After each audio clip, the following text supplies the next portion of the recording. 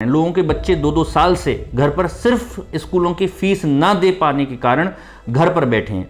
और इससे ज़्यादा दुखद कुछ नहीं हो सकता कि सिर्फ पैसे की वजह से हमारे समाज में लोगों को शिक्षा ना मिल पाए। सबसे ज़्यादा जो परेशानी है वो मैं समझता हूँ मध्यम वर्ग के परिवारों के लिए है, क्योंकि वो ना तो किसी के सामने हाथ फैला सकता, ना अपनी बात रख सकते, क्योंकि गरीब लोगों के लिए सरकारी योजनाएं भी होती हैं, वो खुलकर अपनी बात भी लोगों तक पहुंचा सकते हैं। लेकिन जो मध्यम वर्गीय परिवार है वो ना अपनी कहीं बात पहुंचा पाते हैं, ना ही अपनी किसी के सामने प्रॉब्लम शेयर कर पाते हैं। और हमारे मन में भी ये हमने संकल्प लिया, एक्सीलेंस की टीम ने ये संकल्प लिया कि क्यों ना हम भी कुछ आगे बढ़कर लोगों की समाज सेवा कर पाएँ या मदद करें।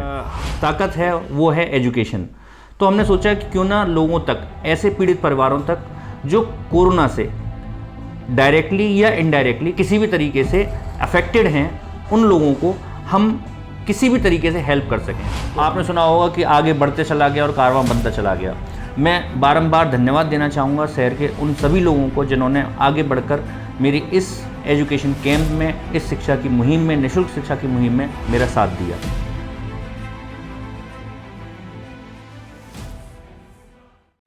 नमस्कार दोस्तों, उम्मीद करता हूँ इस कोरोना महामारी में आप सभी स्वस्थ और ठीक होंगे। जैसे कि आप सभी जानते हैं कि इस कोरोना महामारी की सेकेंड वेव में न सिर्फ कोरोना ने लोगों के जीवन को प्रभावित करा, बल्कि कुछ परिवारों की तो दुनिया ही बदल कर रख दी। किसी ने अपने माँ बाप को खोया, किसी ने अपने जवान बेटे को खोया, किसी ने कमाने वाले को खोया, बहुतों ने अपनी नौकरियां खोई, कुछ ने अपने व्यवसाय खोए। किसी न किसी तरीके से लोगों की जीवन पर ऐसा कहर बरपा कि त्राही त्राही पूरे में मच गई। ऐसे में पूरा देश एकजुट होकर लोगों की किसी न किसी तरीके से मदद कर रहा था, जिससे हमें भी प्रेरणा मिली। और हमारे मन में भी ये हमने संकल्प लिया, एक्सीलेंस की टीम ने ये संकल्प लिया कि क्यों ना हम भी कुछ आगे बढ़कर लोगों की समाज सेवा कर पाएँ या मदद करें। ऐसे में हमारी जो स्ट्रेंथ है, हमारी जो ताकत है वो है एजुकेशन। तो हमने सोचा कि क्यों ना लोगों तक, ऐसे पीड़ित परिवारों तक जो कोरोना से डायरेक्टली या इनडायरेक्टली किसी भी तरीके से अफेक्टेड हैं, उन लोगों को हम किसी भी तरीके से हेल्प कर सकें। तो हमने माननीय सांसद जी श्री सतीश गौतम जी के मार्गदर्शन में इस प्रेरणा को आगे बढ़ाया और निःशुल्क शिक्षा की एक मुहिम चलाई। मैं फिर से धन्यवाद देना चाहूँगा माननीय सांसद श्री सतीश गौतम जी का, हमारे जनप्रतिनिधि विधायक श्री संजीव राजा जी का, श्री अनिल पाराशर जी का, श्री मानवेंद्र प्रताप सिंह जी का, और शहर के प्रमुख समाज सेवियों का, जैसे कि मानव महाजन जी, देवेश गुप्ता जी, डॉक्टर हर्ष, और बहुत सारे ऐसे अनेकों लोग हमारे साथ जुड़े। और आपने सुना होगा कि आगे बढ़ते चला गया और कारवां बनता चला गया।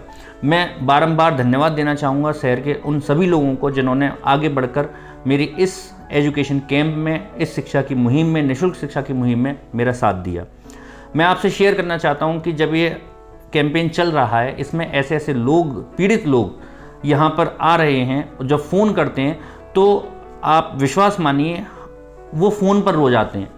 और हमें सुनकर ऐसा लगता है कि इतना महसूस होता है, दुख होता है कि और भगवान ने बार बार साथ साथ हम धन्यवाद भी देते हैं कि भगवान ने हमें इस लायक बनाया कि हम उन लोगों की मदद कर पा रहे हैं। लोगों के बच्चे 2-2 साल से घर पर सिर्फ स्कूलों की फीस ना दे पाने के कारण घर पर बैठे हैं।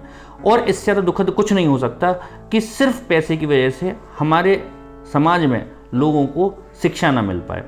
तो इसी के लिए मैं आप सबका फिर से एक बार धन्यवाद देना चाहूँगा और ये आह्वान आपसे करना चाहूँगा, सभी लोगों से गुजारिश करना चाहूँगा कि आपके आसपास कोई भी ऐसा व्यक्ति हो, कोई भी ऐसा परिवार हो जिसको इसका फ़ायदा मिलना चाहिए, उन तक मेरा मैसेज ये पहुँचाएँ।